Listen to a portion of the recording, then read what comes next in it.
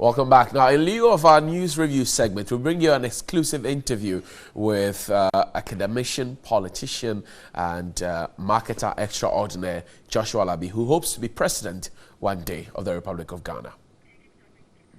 Now, Joshua Alabi, I'm sure you know, has had an impressive career at the Institute of Professional Studies, or the UPSA here in Accra. He's also had a stint of marketing, and he's a professor of marketing. He's celebrated, and he comes toe-to-toe, or shoulder-to-shoulder with the likes of ex-President John Mahama, Dr. Ekospio Gabra, and many greats, including Second Deputy Speaker of Parliament, Alban Sumana Kingsford Bagbin, in the race for the presidency on the ticket of the NDC. Take a look at this.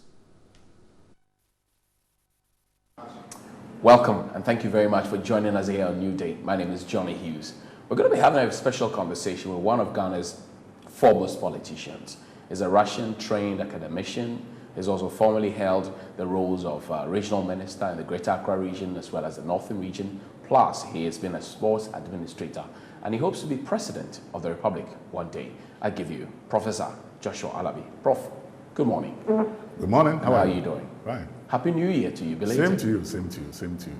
Any New Year resolutions? Well, just to have interest in national politics and take care of my family. Be a good Christian. That's all? Yeah. Absolutely. How old are you these days? I'll be 60 first March. First March. Yeah. Any plans? Plans? I'm waiting for my wife to give me the surprise. You're not good with planning birthdays. No. Other things you are very good with. Birthdays. Birthdays, no. The ladies are good at it. Yeah. I see. So, how did you rise to the top at the UPSA? You are an alumnus of the UPSA yourself, becoming its first vice chancellor. How did you rise to the top? Rushed to the top.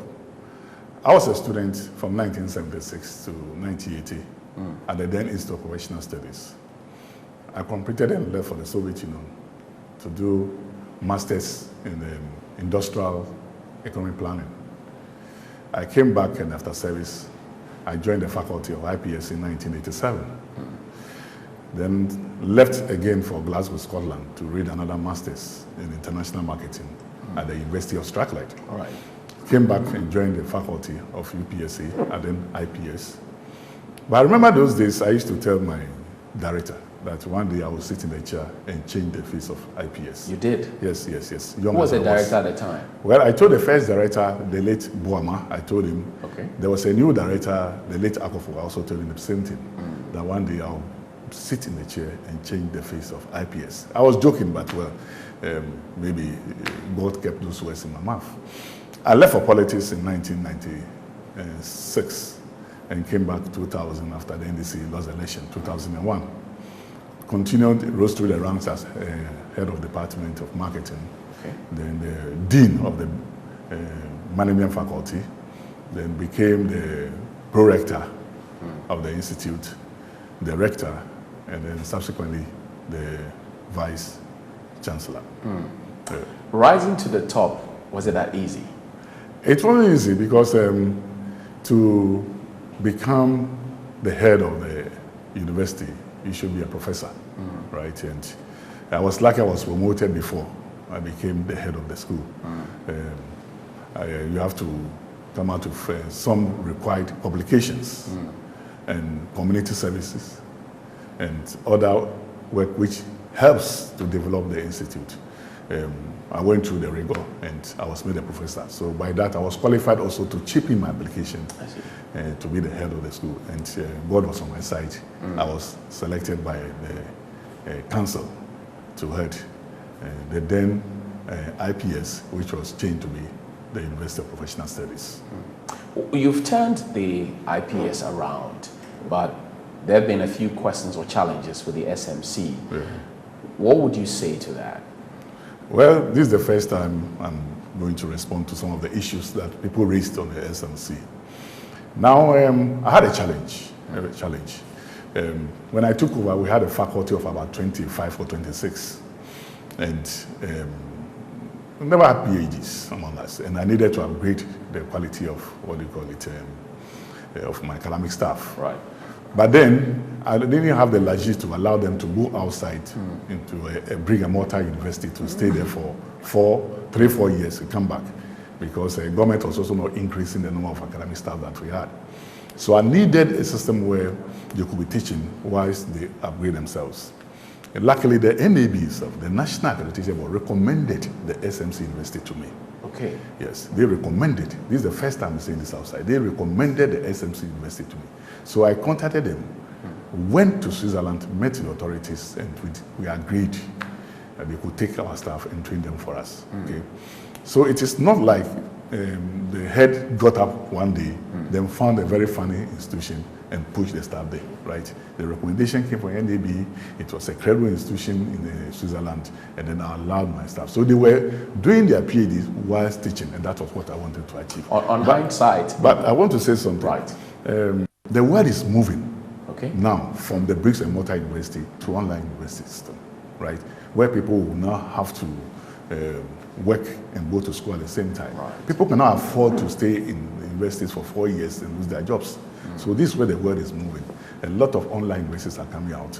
They are called open universities. For example, in Nigeria, we have one, the Nigeria Open University, which has over 300,000 students. Obasanjo graduated from the Nigerian Open University. You go to Tanzania, we have the Tanzania Open University. They are not brick and mortar universities. Right. It's a state university. They have over 100,000 students. Zimbabwe, even UNISA in South Africa, they also do online. So it is not like the online system is no good, right? They have very good quality assurance mechanisms that make sure that students who graduate from online universities are also can match with any other students from any university. So it is outmoded for one to think that online universities are not good. Right? They are very good. They are very practical universities. They are applied universities, and they are doing very well all over the world. Prof, in 2000, when the NDC lost power, you were made, rightly so as you mentioned, the chairman of the reorganization, for the Greater Accra region. Now the party is back at the table trying to reorganize. Are they doing the right thing? Well, we have moved from a period to another period, right? When we lost the election, we needed to find out why, because of the margin and how the whole thing went. So a committee was formed to go into that, and that's, like you know, is a Kwesi Botwe's committee. Have you seen the Kwesi Botwe report? I've gone through some summary of the report. What are your impressions of the report? Well, they did a very good job. They did a very good job, and I think that the party is currently trying to follow the recommendations for us to... Is that the panacea for the parties, if you like, coming together and having a solidified front? Of course, if you lose and you try to find out the reasons why you lost, which is very important before you can move forward, then it means that we are addressing the reasons as we can find in the report. And once we start with that, then we are bringing the party together. There are concerns that some of the snippets of information that have found themselves into the media public domain are not contained in the report. Is that your opinion as well? Yeah, some of them. Some of them are not correct. Some of them, yeah. But you were talking about the reorganization. You were talking about a period change. You know. What is it the party needs to do now to turn their fortunes around? We are doing exactly what we are supposed to do now. We started with the reorganization of the branches, which is very important because the strength and base is from the branches. And very soon we'll have our branch elections. After that, then we'll go into the constituency elections. From the constituency elections, we'll have our regional elections, and then the national elections. Then we think of the flag bearer. So we have defined a timetable, and we are going by the timetable. And by the end, I believe that we'll have a very strong NDC ready to battle power. So the party will be ready by 2020? Very confident the party should be ready. The party should be ready by 2020. What do you make of the unity walks that have been out there? I've seen you on a couple of them, really. What do you make of them? Very interesting. I've been enjoying them. Very good exercise, and also to have fun with the rank and file. I've been enjoying it. Why haven't you mounted a stage to speak yet? It's always been President Mahama, and there are thoughts that he is sponsoring, so he gets the right to speak. Is that correct? Well, the organizers believe that he has to speak, and well, I accept that. But why not you? You're also vying for presidency. Why not you? Well, I don't know, but they believe that the chance we're giving to only the former president to speak. Have you asked why you have not? No, I don't think you're it's necessary. You're a good orator. I don't think it's necessary for me to ask. It's not necessary. Yeah, no, it's not necessary. Yes. Sylvester Benson has been known to be a very close ally of yours. Yeah. Does it concern you that he wants to contest you for the slot of flag bearer? No, we made a lot of friends in secondary school, and at a point in time, everybody wants to be first, right? So competition among friends is normal, and I don't see anything wrong with that. Yeah. You served as regional minister under President Rawlings in the Greater Accra region and in the Northern region. Do you have his blessings to contest in 2020? The former president, Fry Levanjo, is the father for all of us in the NDC. I don't think he will come out now to endorse any candidate. But I don't think he's also against my candidature. I don't think so. Have you approached him as your former boss? Well, I did a lot of consultation, including the former president himself, Fry Levanjo, and he never told me I'm not okay to stand for NDC. And I think that in a way, he would like to see people like us also come out to compete, and the best will be chosen. Let's go back to 2016 election. You have seen the Kwesi Botwe reports. You have heard people say things. You have been in the chair, reorganized the party and brought it back to power. What do you think really accounted for the loss of the NDC in 2016? I said it somewhere. It's simply the disconnect between the government, the leadership of the party, and the grassroots. There was a disconnect, and our supporters announced that in the elections. They didn't just vote. I think that was the main thing, and that is what we are working on now. You told me earlier that while you were at the UPSA, you had told your director you wanted to be in the seat. You were joking at the time, but you became the first Pro-Vice Chancellor of the university. How long have you been mooting the idea of becoming president of this republic? How long? Yes. I can't tell you how long, but at a point in time when you believe you are capable of doing something, you present yourself. And that is what I'm about to do now. So you can't say how long exactly? No. I've been in leadership for throughout my life. I was a student leader. And in football, I was a leader at the GFA level. In the academy, I was a leader as a vice chancellor. So I've been a leader, and I don't think anything is beyond my control. No. Are you hoping to collaborate with somebody, say partner John Mahama or any of the other candidates to become their vice presidential? I've not thought of that now. I don't think it is on the menu. Is it a possibility? It is not on the menu now.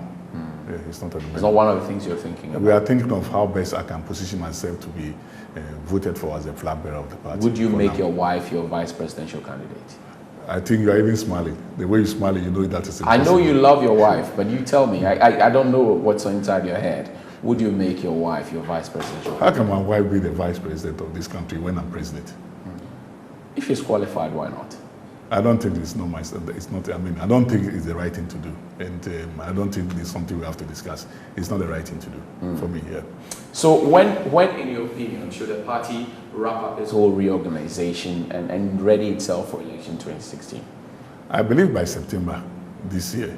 But I believe hopefully those who want to stand will be given the opportunity to present themselves by the end of February. I think so. So they get the opportunity to go around the country to sell their ideas to our people. Yeah. What party reforms would you propose for the NDC getting into 2020? Serious involvement of the grassroots. I think that we must put the party in the center of governance. And this is exactly what I intend to do. The party must be given to the party members. Have you lost touch? Do you think the NDC has lost touch with the grassroots? Because arguably the NDC has the biggest grassroots machinery. Do you think the NDC has lost touch with it? At a point in time, we neglected them, and I think we have to correct it. And we just have to work. We're doing our best now, and I think that come 2020, we'll be a very solid, united party to confront the tax ahead of us. You must have a crack team working behind you because you sound very confident. Is that it? When I go in for a fight, I go with all the confidence that I have, and I'm very confident. I'm a very confident person. I can tell. Yes, I'm a very confident person. Yes. Do you have any projections for when you get into Congress and You're in the race with others. Do you have any projections? Well, one cannot project now because we are yet to vote for our branch executives constituency before you can even know who the delegates are. It is when you get to know the list, then you can come out to projections. You don't want to take a wild guess? No, not now. Not now. Anybody who projects now, maybe just doing that out of nothing. You can't project now. Why should we make Joshua Alabi president or maybe flag bearer? Why? Because I'm prepared to offer leadership in this country. In all my life, I've been offering leadership. And like I said somewhere, leadership is about the leader and the people working together to achieve what they've set themselves to do, right? So what I have to offer this country is leadership. And when you have good leadership, I tell you, the country will move. Comparable to the other candidates, on a scale of 0 to 100, where would you place yourself? I'm a very good leader, and I'm very sure of myself. You've been a lecturer before. Yes. You've been grading students. You've been a marketer. You've been deciding market share and all of that. So on a scale of 0 to 100, or should we use the Likert scale, for example? Yeah. What I'm trying to tell you today, that I'm very confident of myself. I'm not thinking of my opponents. I'm a focused person, and I'm confident I will make it. What percentage would you give yourself? I don't talk of percentage. Not comparable to anybody. No. It's not. Percentage should be out of the game now. Why? Because, like I told you, we are yet to know the list of delegates, right? Then you have an idea of those who may be moving towards your direction or not. So if you give yourself any percentage, maybe you put it in good fooling yourself. But I'm very confident that my message will go down to the people. What is the message? The message of hope, the message of reorganizing our party, the message of making sure that the people are in the center of governance when the party wins. Yeah. Let's go to SNIT. You were board chairman of SNIT. SNIT. How was your tenure like? Share with us. Well, SNIT quite very interesting. Before I was made a board chairman of SNIT, I had a negative impression of SNIT, right, until I got there. And I remember I told them that they are not doing enough marketing for themselves. That's why the public seem to be always talking negatively about SNIT. SNIT has helped the country the way that we don't know. A lot of investments in the country from SNIT. For example, I know a lot of people do not know that SNIT has big shares in EcoBank, HFC Bank, Carl Bank, Standard Bank. I believe you don't know that the World Trade Center is 100% owned by SNIT. I do. You do, great. The shuttle at the airport city, right, is also for SNIT. And a lot of investment. The Boxing Emporium. The Boxing Emporium. All this generates employment for the people. And when we talk about employment, then we are talking of tax also for government. We're also talking of SNIT contributions. Aside that, also paying compensation to the pensioners. This is the work of SNIT. How come there's so much investment and yet people go on pension and they only complain about what they take home? You see, the calculation said that your last 3 years, right, the highest of the last 3 years is used with some factor to get what you are supposed to get, okay? And if you are earning as low as, let's say, 500 Ghana cedis a month, of course you don't, SNIT cannot give you 500 Ghana cedis a month when you're on pension, right? It will scale down, and that's where the complaint is. I remember my first year in office as SNIT board chairman, we increased the lowest by 100%. Then it came out that the SNIT pensioner, the lowest, was earning more than when he was at work. And then the employees also started talking, because it meant that labor will also be agitating, that those who work should get more. Okay, so at the point you see the balance, and the composition of the SNIT board is quite very interesting, right? We have about 3 government representatives on the SNIT board. Then we have about 5 or 6 labor movements, including the general secretary of the TUC on the SNIT board. We have the president of the Pensioners Association of the SNIT board, who is there to make sure that the pensioners also get the maximum benefits that they are with. We have NAT on the board, okay? So before any SNIT meeting, you can imagine all these interests will come in together. So it's very interesting. When you are not on the board or you are not with SNIT, you may not know what happens at the boardroom. But there are a lot of discussions. Was it difficult moderating these meetings with all these interests? It was interesting because I was always very quiet listening to them, and at the end of it, the debate, I come out of a summary, and if we collectively agree on the summary, then we move on. Because you have the Employees Association, the president is there with the executive secretary of the Employees Association. There are 2 there. who also have an interest. Then labor movement also have an interest. You have NAT also interest. The pensioners have an interest. So you sit quietly as a board chairman and you listen to the debate. At the end of the day, we must summarize what we are all discussing. And then the summary, if it's acceptable to all of us, then that is what we're going to do. Let's talk about the software, the scandal and everything else that came along with it. I disagree that it's a scandal, but you go on. What is it that you disagree? It's been out there in public. In the first phase, in the first phase, it's not a software. It's more than a software. And you limit it to software, and that's where people believe it's scandal. Right. It's not a software. Tell us about it. Tell us it's an integrated system which goes beyond software, right? Do you know that it's as a result of that system, right, the government was able to reduce the ghost names on the payroll, which might be more than even the amount of money invested in the software. When you go to check, you'll see that there. You know, it's a system which was awarded, like I said before, I came to Senate, okay? And we met the projects. The project was ongoing. Very beautiful project, okay? Now, at a point in time, the managers of the project realized that they have to do some variations. So they did the variations, packaged that. They didn't bring the variations to the board because the board does not preside over contract as Senate. That's what people do not know. Right. They took the variations to the appropriate body, and that's the procurement authority. Right. And they are experts to tell the world that the price is correct or wrong, not the board chairman or the board. I think you understand that very well. I do. Okay. So when they accepted the figure, now the management brought that figure, kept the figure into the budget. Of course, if the procurement authority has approved this amount of money for something, who is a board chairman who will say the figure is too? Do you think that there was wrongdoing? I didn't see wrongdoing. The only wrongdoing that came was when the management went beyond the approved figure. And then they came to the board for ratification and we queried it. And it's there. That was the only time. But everything that they did, I didn't see anything. Because I'm not expecting even the so-called software I'm talking of. It's the procurement authority who will know that before they approve the figure, they would have done some checks. All what the board needs is that the figure which has been kept in the budget is in line with what the procurement authority approved. And something that your responses on this particular matter is made to push your acolytes and your compatriots under the bus so you look clean. What do you say to that? It's not a matter of looking clean.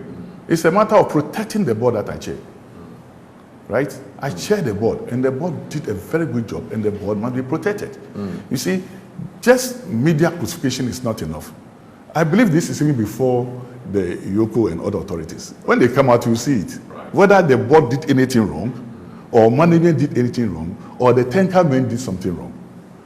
So that if there's anything wrong, then the right place will be tackled. But not to frame up something and then hang it on some group of people, and then you tell them they are wrong. No, I don't think that. Who's framing who? Who's framing up any? Well, what I heard from the media was quite very simple. That the board chair, right, led the board to approve some millions of dollars, which is not true. That's what I heard. It is not true. Who do you think is pushing the story? I don't know, but I heard it. I believe you also. That's why I asked it. There are suggestions that there are elements within your party who are trying to do this because of your presidential ambitions. Do you believe so? That's what you heard? Yes. Then tell me more about it. No, I'm asking I'm very much interested in what you are I'm asking you. I'm not aware of that, but if that's what you have heard, then I'm very much interested in. So you have not heard that? Well, I've not heard that. I've not heard that. But it will be unfortunate if they try to do that, because whether I win the race or not, I still need my name to help the party move forward. So when you kill the name, then what are you doing? Would anybody have a reason to do so? I don't know. That's why I'm telling you, I'm not aware of what they're saying. Let's come to current happenings now. The MPP has been in power for a year, a little over it. What do you make of Nana Akufo-Addo's first year in governance? First year in governance, he needs to step up his game. How? He needs to step up his game. If you look at the area of security, I think we have challenges. I mean, I don't need to tell you, but we have challenges from the Delta forces to all the forces. I think we have to work on that, and we should tell ourselves that never should we allow these things to come. He's told the IGP to act. Of course, yes, but we are talking of his government. So I'm talking of his government. Right. The IGP works under his government. You are not asking me to assess the IGP. you asked me to assess Akufo-Addo. I'm telling you what he has said. Yes. But the fact still remains that we had challenges with security, and we need to work on that, and work on that very, very fast. It's becoming a problem for all of us. Right. And I think employment also. Right. I don't believe in a system where you only create jobs by sacking people and replacing them. Right. Let's create real jobs for the people. And in the way and manner we move people out of jobs simply because they are not party members, I think that the country must stop that. We have to. Let's create jobs and expand rather than sacking people to replace. I think it's an area we have to look at. We are still battling with the problems of the free SHS, but I hope and pray that we'll polish that up, because I personally agree with the policy. You think that the policy is a good policy? Free, yeah, I agree. Yeah, it's a good policy. And when NDC comes back, we'll make sure that we continue with that one and make sure it's even better than what we have now. Prof, you're an industrial economist, and usually when we have big men mentor younger people who want to be entrepreneurs, they give them pep talks and they whet their appetite to want to go and invest, but they don't put their money in there. They don't support them. What do you say to that? There are a lot of young people who have been told to go into business, but the funds are not there. Now you see, I think that we need to move very fast away from the traditional system that we have. Okay. Let's take the universities, for example. Let's look at Kenya University, or even Accra Technical University. We have a faculty for fashion design, okay? Right. We have a marketing department. We have an accounting department. Is it possible that a year before graduation, right, students are kept in groups? For example, if you pick the fashion design department, we have about 5 or 6 students grouped with a marketing man and an accountant to form one group. Present a proposal which should be defended, okay? And the proposal should be polished by a central government committee. Now, these groups, they will be made, let's say about 400 in the country, countrywide. The government will fund the basic equipment needed to set up. For the first 2 years, government also will pay salaries to them. Then let them own their businesses with a monitoring team. Okay? I believe strongly that come 2 years, they will be pursuing themselves to be stable. And by the 10th year, they might have paid back the amount of money invested into them and own. Look at an example. You walk around government organizations and they leave for lunch and they leave the air condition on. If you own that small business and you leave for lunch, will you leave the air condition on? I don't think you do that. Okay? So when we're able to do that and allow them to own their small businesses, cost control will be very important to them. Right? And they'll come out with very, very proper methods of making sure that they operate at a minimum cost with very high return. If we have a lot of side business, you can even shift into the area of agriculture. Kenya University, we have agri students, a lot of them. Can we group them, right?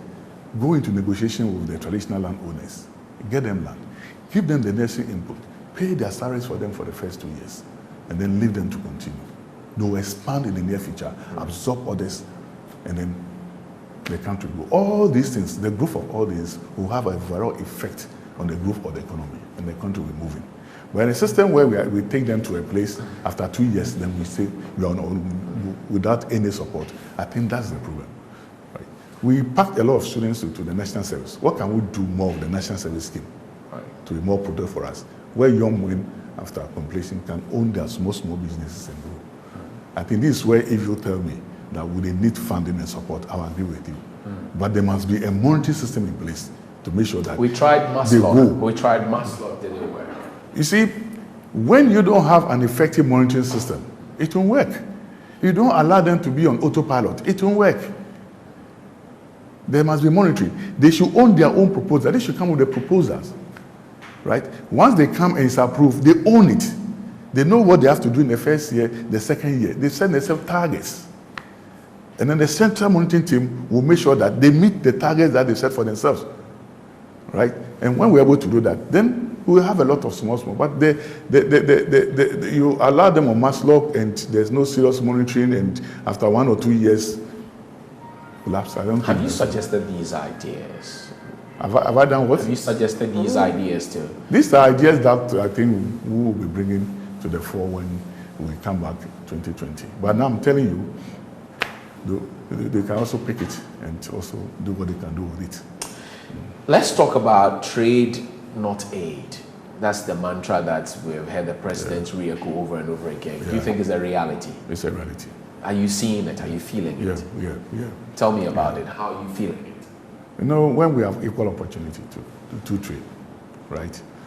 I think that when we are on the same level, we'll be doing more business with the outside world, and we'll see ourselves more as partners in trade and not as people who always need support from them.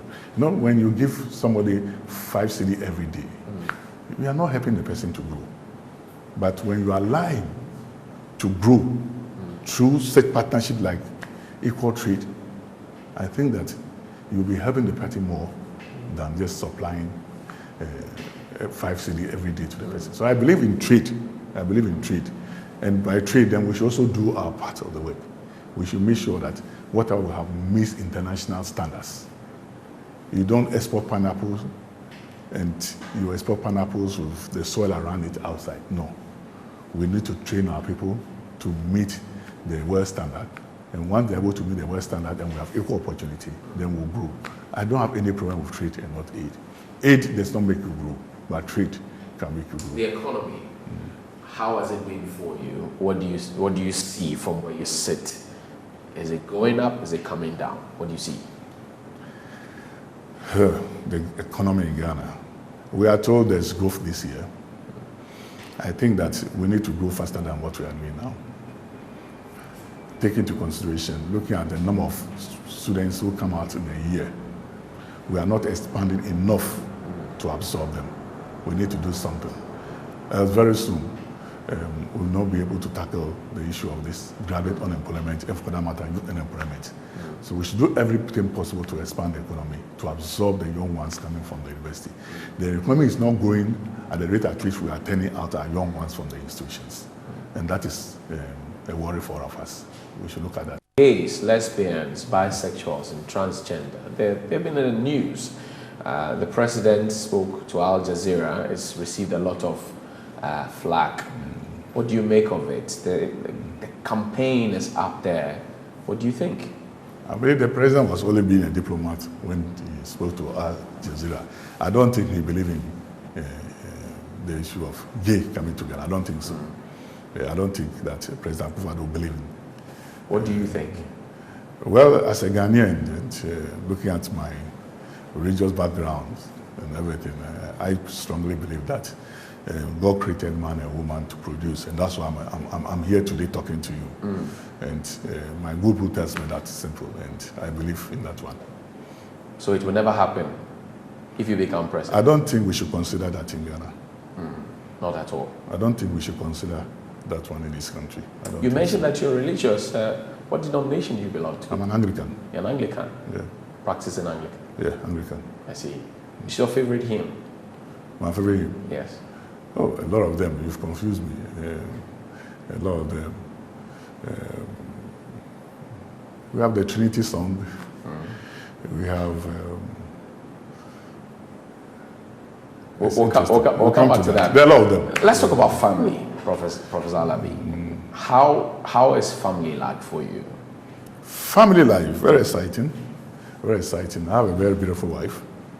Very sweet. And did you meet in school? Did you meet your wife in school? No. My wife comes from Nungwa. We have 2 beautiful children. The girl is 18 and the boy is 16. And they're all doing very well.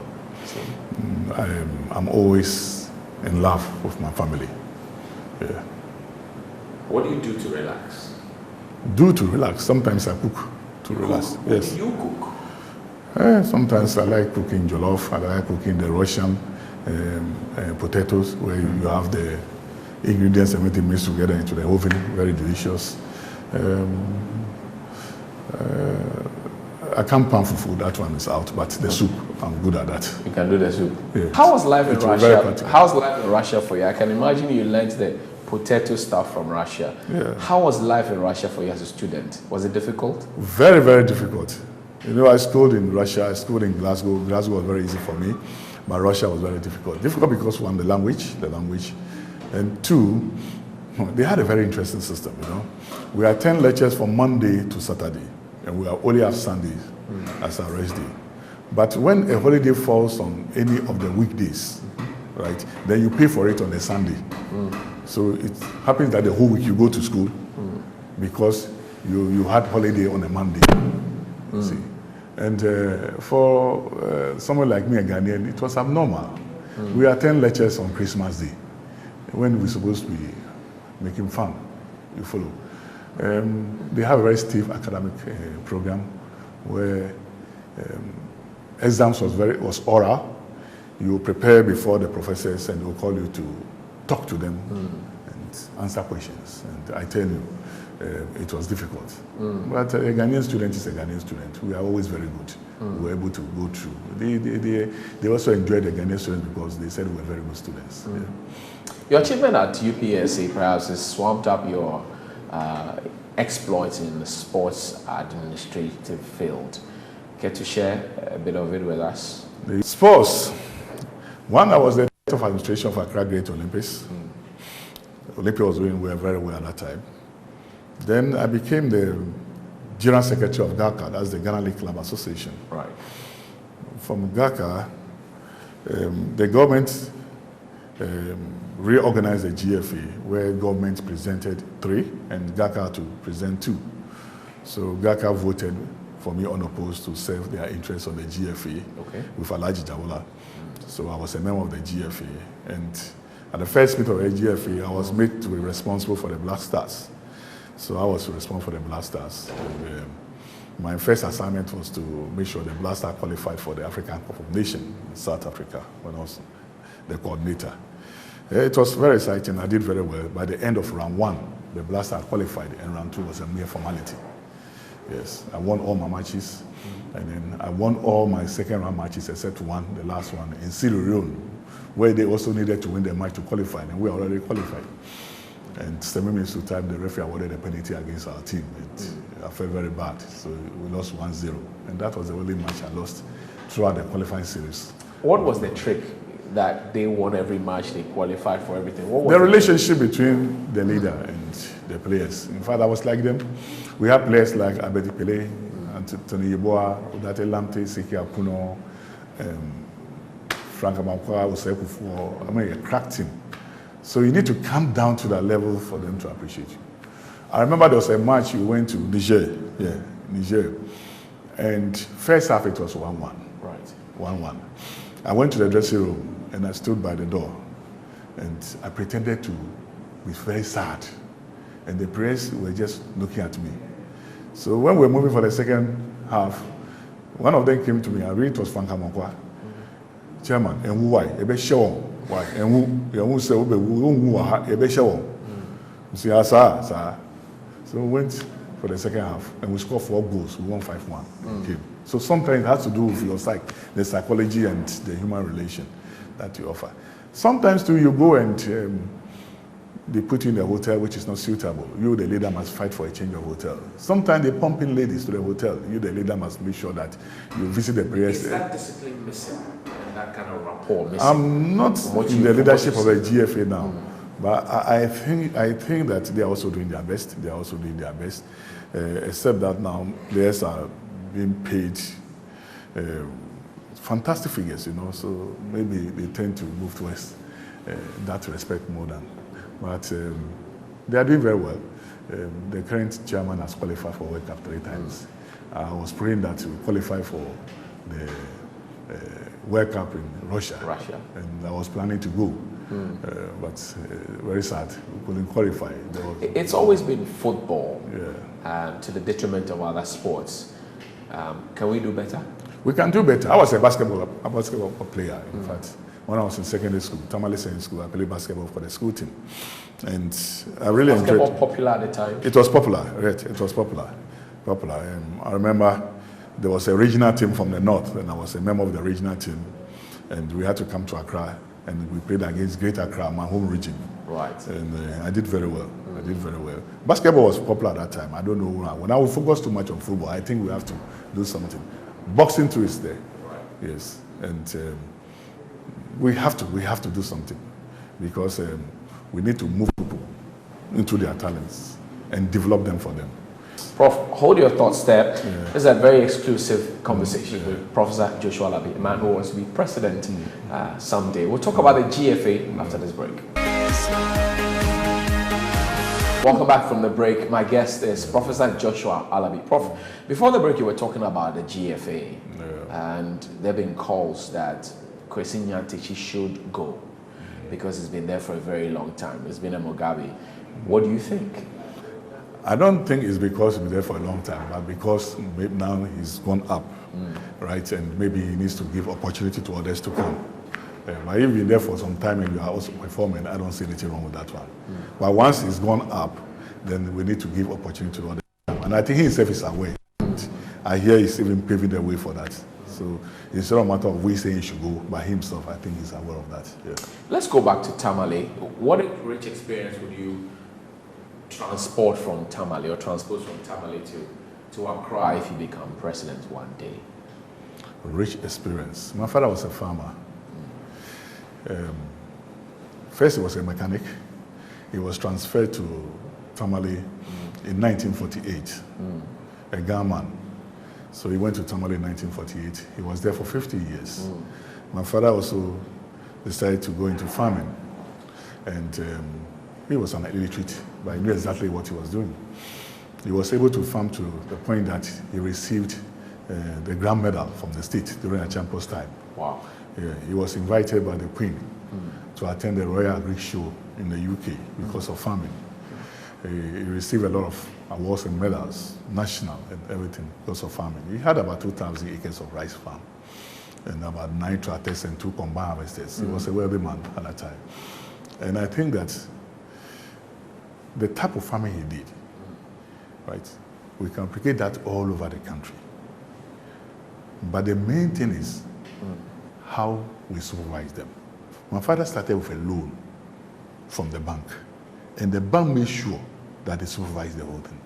So almost every month, you see the bankers and farm writing their reports. So they monitored. So by the end of the first year, he was able to pay for the first tractor, the loan. Then they gave him loan for 2 more tractors. By the end of the second, third year, he has paid for the 2, so he had 3. It multiplied until he got 9, fully paid for, right? I think that the lesson that I learned from that is that as a country, we should have interest in what others do and provide the necessary technical assistance and support to make them grow. Once they grow, the whole country grows. And I would like to see this not only in Accra, but in the Volta region, Brong-Ahafo region, and other regions, where an illiterate farmer can grow to that level to be invited by the Queen to attend the Royal Agri Show in UK because of farming. Excellence. The 68th New Year School had thoughts about an agric fund. Indeed, on the back of the fact that the ADB, which was originally set up to push some of these ideas that you have, is not doing internally that they are doing more commercialization. What do you think of agric funding issues and all of those that come to play? I think that is the center.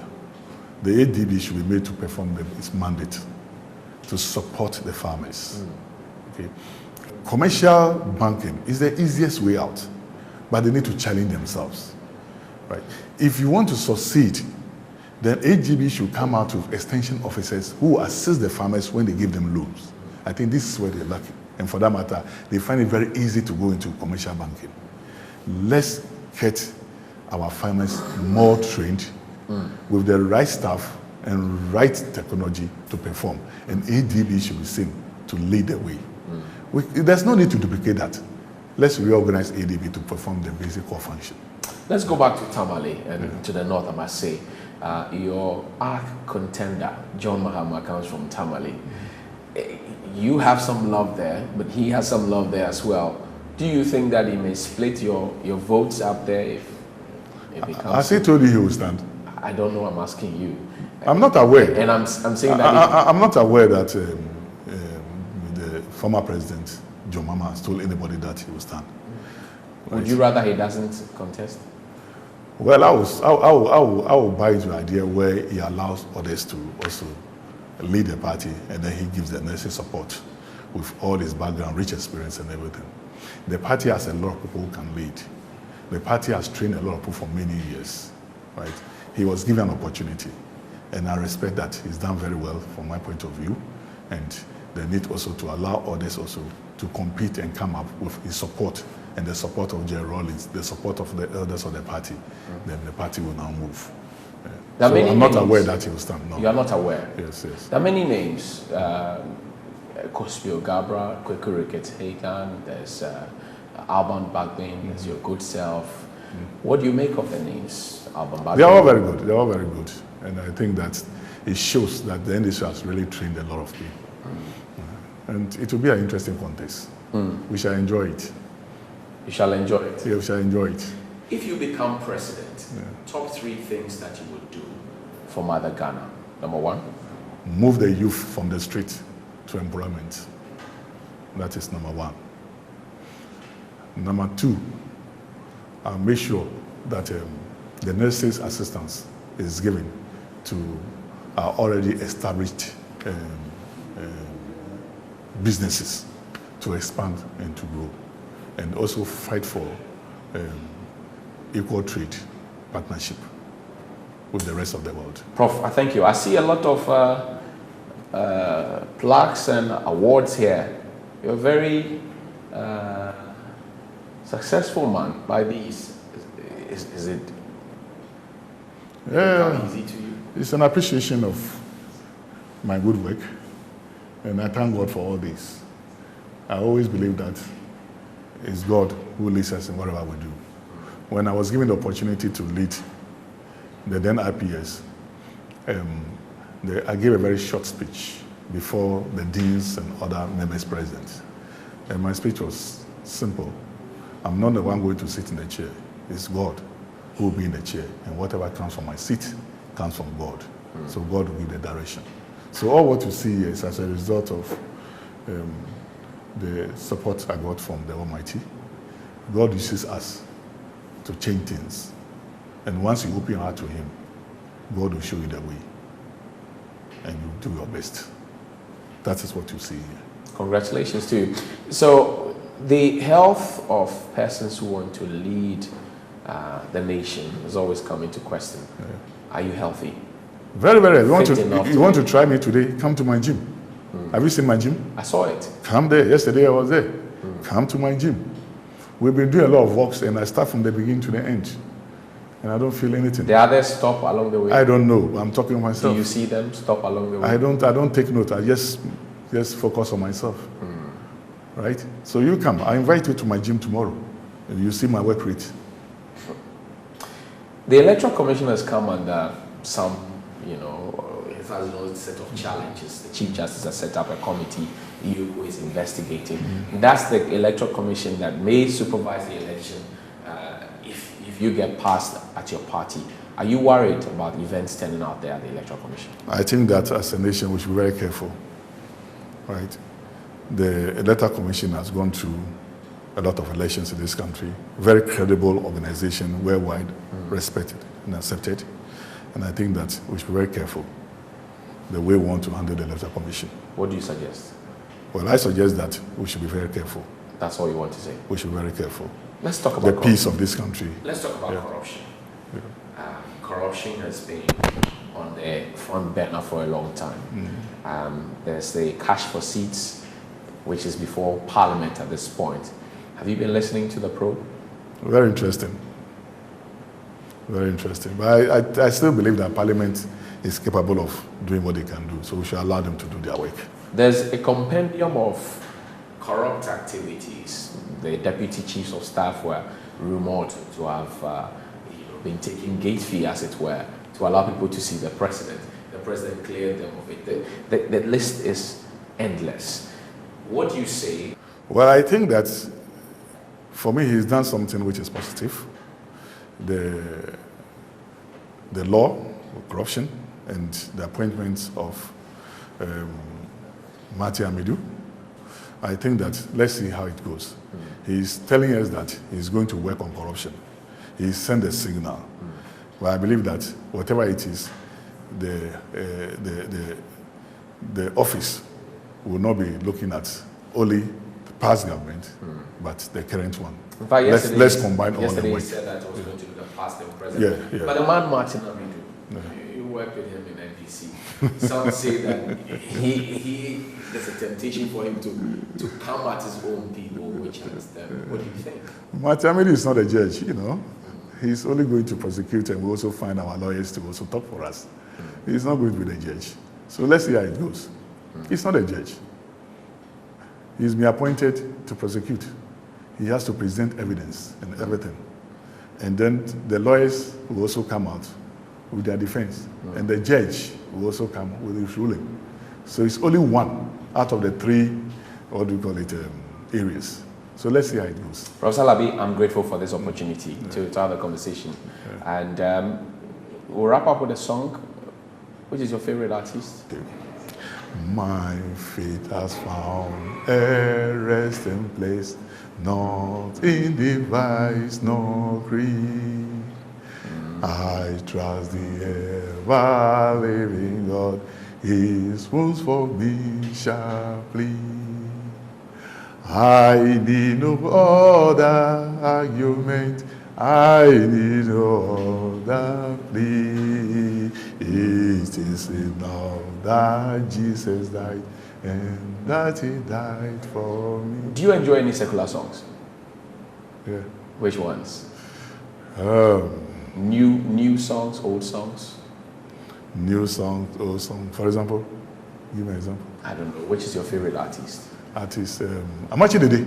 Like Amachi Dede. Amachi Dede. You like Shatawale as well? Amachi Dede. Amachi Dede. Which Amachi one? Dede.